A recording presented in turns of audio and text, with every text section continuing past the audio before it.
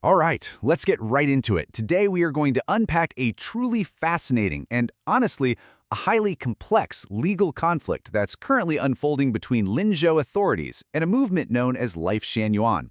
Now, this isn't just your run-of-the-mill dispute over broken rules. It is a profound clash over philosophy, the very definition of religion, and the boundaries of alternate lifestyles. So, acting as an impartial jury today, we're going to look strictly at the source documents. We'll examine the 11 distinct legal charges brought forward by the prosecution and contrast them with the robust rebuttal presented by the defense. Okay, let's dive into this. To make sense of this massive legal document, we've structured our explainer into 6 clear sections. First, the arrests and indictment.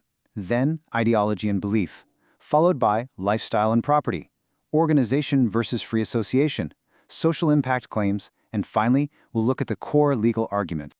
Kicking things off with Section 1, the arrests and indictment. Let's look at the timeline.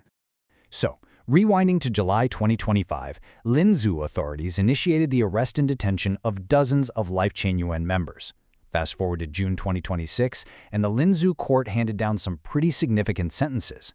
2 members actually received 2 years and 8 months in prison, while another got 2 years and 6 months. On top of that, they were hit with 25,000 yuan fines. Now, 2 others were given suspended sentences, and 1 member who flat out refused to plead guilty is currently awaiting sentencing. The rest of the members were released after spending days or weeks in detention. Ultimately, the authorities built their entire case around the group's founder, Zhang Zifan, and 11 specific points of indictment. Now, the defense document, which was written by a member under the name Shizu Cao, tackles this indictment incredibly systematically.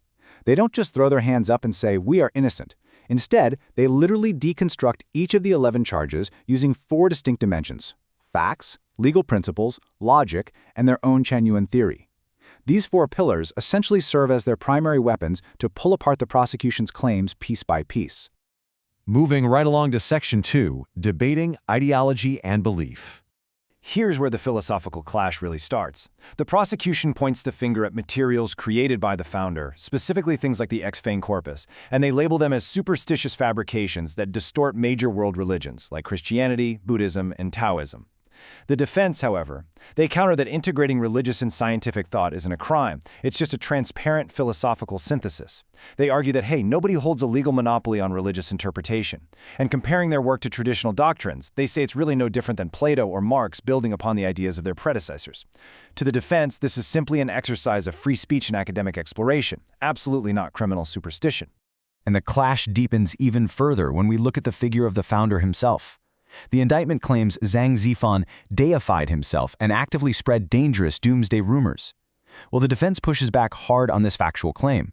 They argue that Zhang explicitly rejects the idea of an impending apocalypse, and instead, he actually preaches an incredibly optimistic future for humanity. Furthermore, they argue he claims the title of a servant or a messenger, definitely not a god. Now, what's really interesting about this next point is how the defense combats this idea of deification. They present a stark, practical reality through some really powerful rhetorical questions. Like, what kind of cult leader has absolutely no private bank account and waits in line for the cafeteria? According to the defense, Zhang Zifan lives right alongside everyone else. He literally cleans toilets to earn his keep. They pose a pretty compelling question to the jury here.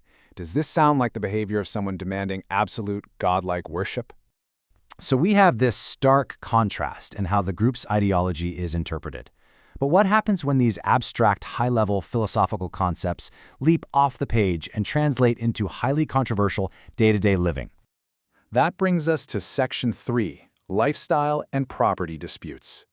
The authorities raise major alarms over the group's promotion of free love and a no-property system, viewing this as a very dangerous deviation from societal norms. The defense, on the other hand, argues that merely expressing a philosophy about freedom of relationships is perfectly legal. It's protected under constitutional rights to personal liberty. And as for the no-property system, the defense frames their communal, resource-sharing lifestyle as a peaceful constitutional pursuit. In fact, they argue it actually aligns perfectly with fundamental communist ideals. Their point is basically, why should adults voluntarily sharing their wealth and living without private property be criminalized in a society that reviews the Communist Manifesto? All right, Section 4, organization versus free association. The indictment paints a picture of a vast, illicit network They accuse the group of setting up unregistered homes, both domestically in places like Yunnan and Shandong, and internationally in Thailand and Canada, using these branches to deceive and strictly control their members. But the defense's rebuttal is fascinating. They argue it is physically impossible to register Lifechanyuan because it is a non-organization. They liken their second home to a shared apartment or university dorm, just a voluntary community of friends living together. And regarding that accusation of control, they state members have complete access to the internet, mobile phones, and are 100% free to walk out the door at any moment. To back up their claim of being a non-organization, the defense points to their use of what they literally call chaotic management. They have zero formal organizational structure. There is no hierarchy. No one has the authority to issue orders, and there are absolutely no membership fees to collect. Aside from a couple of voluntary study and lifestyle gatherings, there are no mandatory meetings or religious rituals. The defense is essentially asking, how on earth can you charge a group with illegal organizational control when they actively practice the complete opposite of management? Which brings us to Section 5, Assessing Social Impact Claims. The contrast here is just striking. The prosecution's indictment states that Lifechanyuan disrupted the implementation of national laws and severely threatened social stability and people's property. The defense vehemently denies this, highlighting what they claim is a flawless track record. They cite a literal zero crime rate within their homes, entirely peaceful relations with their neighbors, and a beautiful ecological environment. Most notably, they claim that over 500 visits and inspections by various levels of government over the years uncovered absolutely zero illegal activity, economic crimes, or collusion.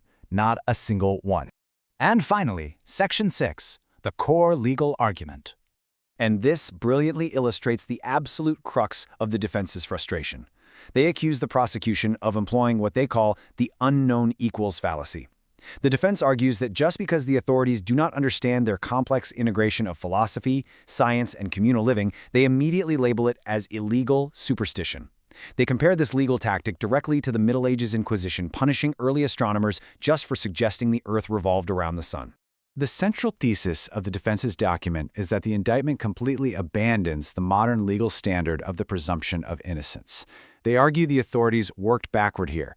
They predetermined the conclusion that Lifechanyuan was a malicious group and then retroactively squeezed every peaceful action, philosophical writing, and unconventional lifestyle choice into a criminal framework. The defense insists that modern law is designed to punish actual harmful acts, not to police thoughts, academic exploration, or peaceful communal living. To really anchor their argument, the defense invokes international human rights standards. They explicitly point out that the legal statute being used against them, Article 300 of the criminal law, which deals with using superstition to undermine the law, has been repeatedly criticized globally. They note that the UN Working Group on Arbitrary Detention has ruled that detentions under this specific, broadly worded article frequently result in the violation of fundamental human rights, specifically the freedom of speech and religion. And that leaves us with a truly profound question to ponder.